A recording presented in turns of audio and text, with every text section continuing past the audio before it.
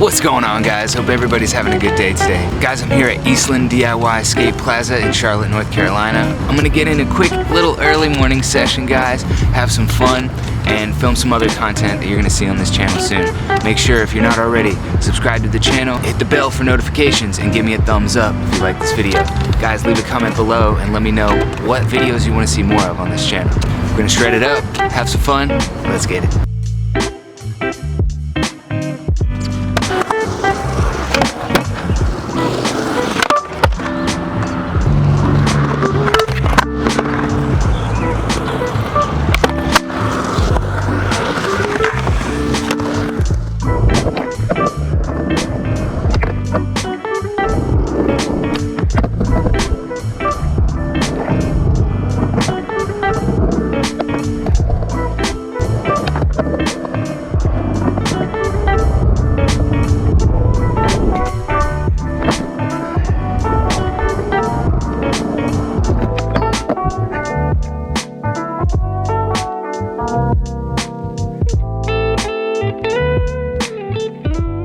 What's up, guys? So just got finished skating at Eastland DIY. It was a little bit rained out, guys. Super misty, hazy kind of day, so wasn't really the day in to get a super session, but got a couple tricks in, had some fun, got a little morning warm-up. I'm ready to go.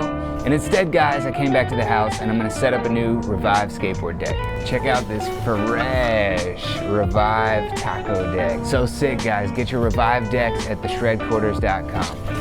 You can have your own taco deck at your house soon. Revive Apparel. And don't forget, guys, the new Creo Skateco gear is live at creoskateco.com.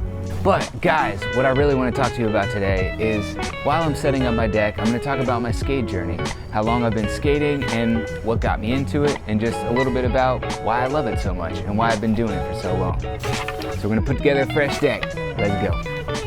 All right, for all my beginners, anybody out there who's setting a board together for their first time, you need your grip tape, you need your toolbox, you need your board, and you need your old board, your trucks, and your wheels. So guys, I've been skating for 18 years. I can't even believe it, it's been so long. Almost 2 decades, guys.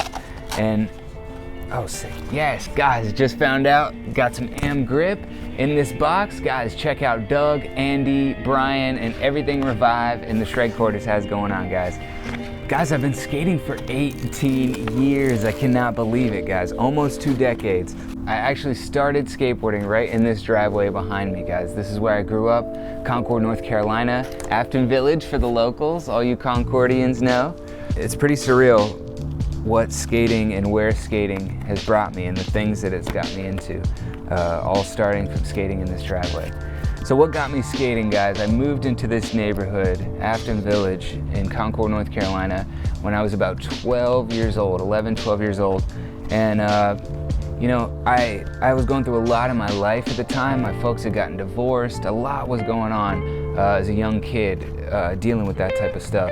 And I didn't really have any place to put that energy or those emotions or those feelings. And I found skating, guys. And when I moved to this neighborhood, I met some new friends. The very first kid that got me into skateboarding is Jared. I forget your last name, Jared, but he was an awesome kid here in Afton Village that befriended me, and he was my first friend here. And we hung out and we skated, and he was a kid that made skating look cool to me. And then after hanging out with Jared, I met some other kids, Scott and Zack, and those were the guys that really got me into skating and really was my crew, my first skate crew. Shout out Scott Dancer, Zack, you've seen him on this channel and you're probably gonna see him again soon. When I first met Jared really didn't know much about skating either. We were both learning and experiencing it as beginners together. So I didn't really have anybody to ask for how to do tricks or what was another trick I could learn or anything else about skating. But once I met Zack and Scott, those were the guys that really pulled me into the world and let me understand what tricks there were, and showed me magazines and videos, and really just opened my eyes and opened up my mind to the whole world of it and made me fall in love with it. Brief intermission. If I haven't said it yet, love these guys. Andy, Brian, love you guys. Thank you so much for the help, support, sending me boards. Guys, support Revive Skateboards. These dudes love skateboarding. They're the most pure, just joyous, in it for the fun and for the creativity guys that I've met in the industry, and I really love and support them and what they do. So go check them out, shredquarters.com, Andy Schrock, Brian Ames, Justin Loneker, everybody, Sam Tabor, go get them. So to pick back up on the story, guys, I started skating 18 years ago. And you know, as soon as I started skating, I absolutely fell in love with it. It was a sport and an art form that I could creatively express myself and also get energy out, emotion, things that I had pent up inside of me as a young kid. And that was really important for me, not only just growing up, but just in general, just having something to focus on and that I really cared about and loved. And that was more important than anything negatively outside that was going on in my life. And guys, well, shortly after I started skating, my father passed away, and that was a really, really tough time, and skating was there for me through that too. And I'm so thankful to have this board right here just to get me through tough times like that. It made all the difference as a kid and even as an adult. Anything I'm going through, emotions that I'm dealing with, or things in life, skating helps me get through it and helps clear my mind, and you know, helps me to meditate on where I'm at, where I'm going, and what I need to do. So after that, that definitely changed my life tremendously, and the things that I thought about and cared about. But skating was always there, and you know, after that, I really, really dove into skateboarding, and as soon as I started learning more tricks and really developing a skill set for skating, that was it. My whole focus, my energy, everything went into it. After that, guys, I started meeting other skaters and networking here in Concord and around Charlotte, and getting picked up by local skate shops and other local board companies and things like that that help support me and help give me product and keep me going, guys. I mean, I'm so thankful. Anybody from the start of my skating that helped me out, shop-wise, board-wise, thank you. I can't thank you enough. And it got me here 18 years later.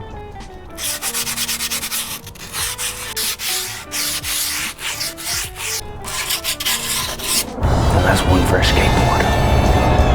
So once I learned more tricks, guys, and really got fluid with skating and just understanding where I wanted to go, and that I was progressing a lot faster than a lot of the kids that I grew up around and was skating around, that I felt like this was something I really needed to pursue and put a lot of time and energy and dedication into it. So I started filming videos. I had an old VHS Handycam camcorder that I used to just set up and just go skate.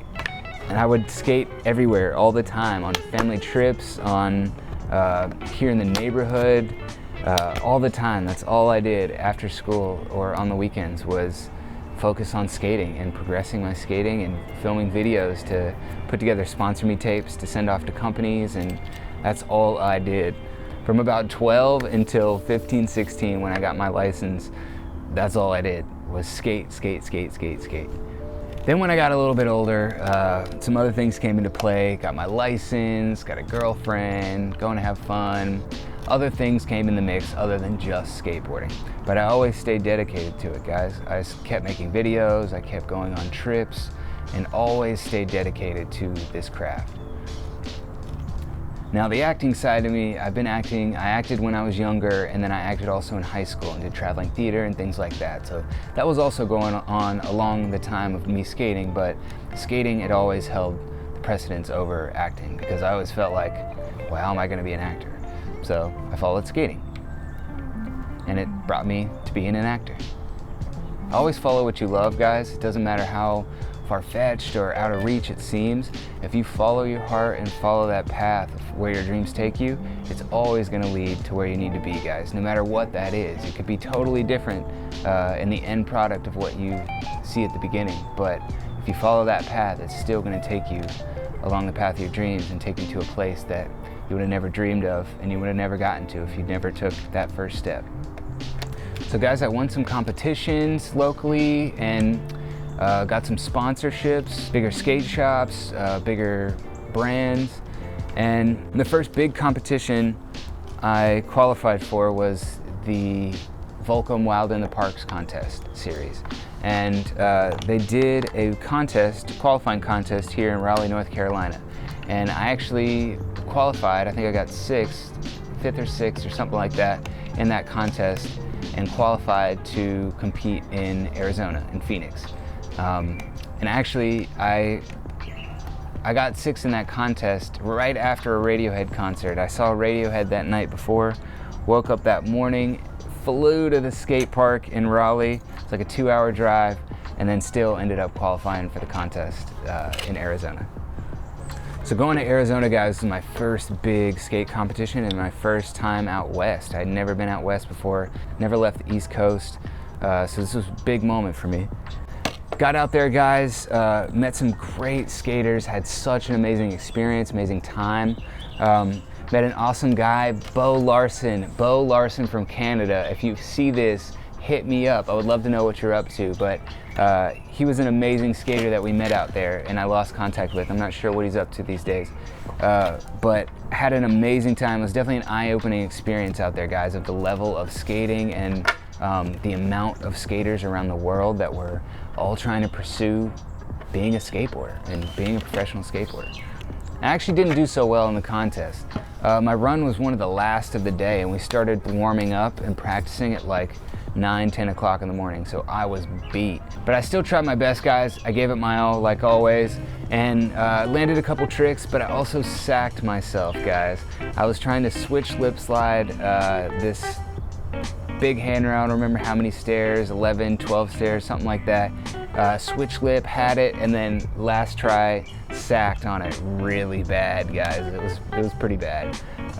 But anyways, had fun, good experience, definitely an amazing time, and an amazing part of this skate journey that I've been following on for the past 18 years.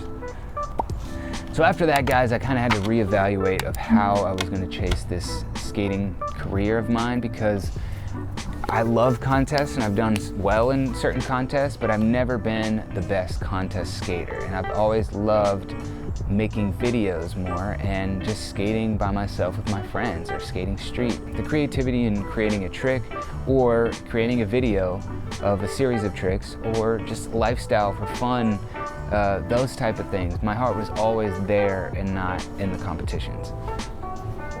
That's why I love these guys so much, because they're all about fun and creativity, and I feel like meshes with who I am and what I'm about so well. I went out to Arizona with a filmer friend of mine, Blake Ray, and when we got back, I had just turned 18 and I started living with him in his apartment in Charlotte.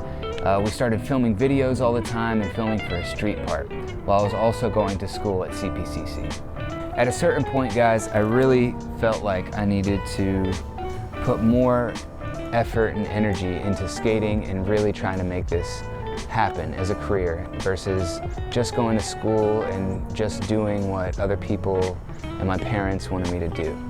For a long time, I was skating for a great skate shop called Board Paradise here in North Carolina. They have shops all around North Carolina, Greensboro, all over the place. I want to shout out Jason and Bobby at Board Paradise. Thanks, guys, for always hooking me up and being so cool. But after a while, those shops closed and that sponsorship ended. But I got a new sponsorship with the shop in town called Atmosphere, ran by John Drake, who is a local pro in town that grew up with Rob Dyrdek. So I was stoked. This was a huge opportunity for me, guys. I did my senior exit project for school with him and hit it off with him. And I ended up writing for the shop. John Drake's influence, as well as John Law and everybody else over at Atmosphere, really helped develop me as a person and really helped me see more about the world and who I was and who I was becoming. And gave me a second place to call home for a while. It definitely felt good to walk in those doors of Atmosphere and hang out with everybody. So guys, Atmosphere was a huge part of my skate journey too. It was really great to learn from John Drake and to see another part, a bigger part of the skate industry that I was so trying to be a part of. Atmosphere had a lot of ups and downs though, guys. They got broken into a couple times, had some shady partners, a lot of things were going on that just wasn't good for it. And it ultimately ended up closing.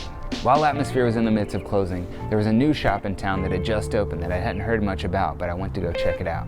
It was an amazing boutique style shop, kind of like one that I've never seen before.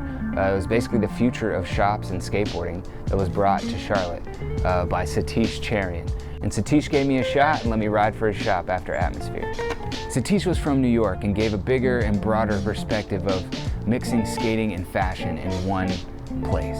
This was something that was new to me and was bringing basically the future of skating to Charlotte. Satish gave me a platform, a bigger platform, that was bigger than just North Carolina, to showcase my skills. We went to New York, Philly, we went to a lot of the trade shows, Agenda, Magic, Las Vegas, LA, we went all over the place. And Satish really helped give me a bigger, broader perspective of the world and skating business and business in general. Thanks, Satish, for everything you did for me and all the experiences we had together in that time. Satish's shop was amazing, and it really brought a new futuristic perspective on what skating and skate shops would be in the future. During my time at One at Satish's shop, we also made a full-length skate video. The first HD independent skateboarding film that was made in North Carolina, we did in Charlotte with Nate Stout, Parker Worthington, Nikki Porcello, Andrew Colometz, Trevor Biggs, and Kurt Braden. And we killed it, guys. It was one of the biggest things, the biggest videos that came out here in North Carolina, especially in Charlotte, ever at that time. We premiered it at the Neighborhood Theater in Charlotte, North Carolina, and had a full packed house, guys. It was an amazing night, definitely an amazing experience, and one that I'll remember forever.